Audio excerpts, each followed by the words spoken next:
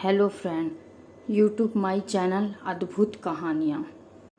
गुरु का स्थान। एक राजा था, उसे पढ़ने लिखने का बहुत शौक था।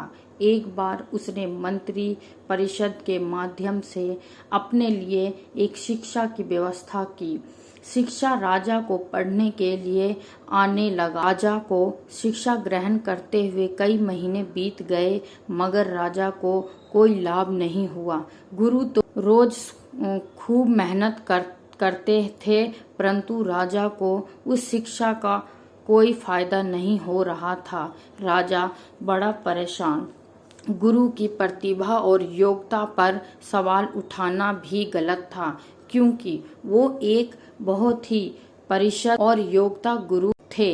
आखिर में एक दिन रानी ने राजा को सलाह दी कि राजन, आप इस सवाल का जवाब गुरु जी से ही क्यों नहीं पूछ लेते हैं। राजा ने एक दिन हिम्मत करके गुरु जी के सामने अपनी जिज्ञासा रखी। हे गुरुवर, क्षमा कीजिए, मैं कई महीनों से आपसे शिक्षा ग्रहण कर रहा हूँ, पर मुझे इसका कोई लाभ नहीं हो रहा है। ऐसा क्यों है? गुरुजी ने बड़े ही शांत स्वभाव में जवाब दिया। राजन, इसका कारण बहुत ही सीधा है। गुरुवर, कृपया करके आप शीघ्र इस प्रश्न का उत्तर दीजिए। राजा ने विनती की।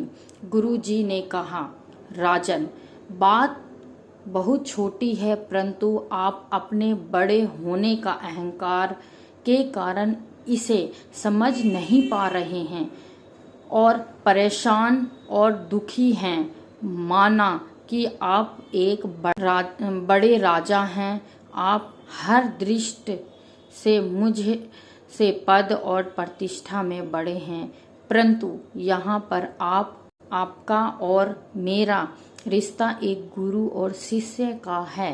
गुरु होने के नाते मेरा स्थान आपसे उच्च होना चाहिए, परंतु आप स्वयं ऊंचे सिंहासन पर बैठते हैं और मुझे अपने से नीचे आसन पर बिठाते हैं। बस यही एक कारण है जिससे आपको न तो कोई शिक्षा प्राप्त हो रही है और न ही कोई ज्ञान मिल रहा है। आपके राजा होने का कारण मैं आपसे यह बात नहीं कह पा रहा हूँ। कल से अगर आप मुझे ऊंचे आसन पर बैठाएं और स्वयं नीचे बैठें, तो कोई कारण नहीं कि आप शिक्षा प्राप्त न कर पाएं। राजा की समझ में सारी बात आ गई और उसने तुरंत अपनी गलती को स्वीकारा और गुरुवर से उच्च शिक्षा प्राप्त की। मित्रों, इस छोटी सी कहानी का सार यह है कि हम रिश्ते, नाते, पद या धन वैभव किसी में भी कितने ही बड़े क्यों ना हो, हम अगर अपने गुरु को उसका उच्च स्थान नहीं देते तो हमारा भला होना मुश्किल है। और यहाँ स्थान का अर्थ सिर्फ ऊंचा या नीचा बैठने से नहीं है।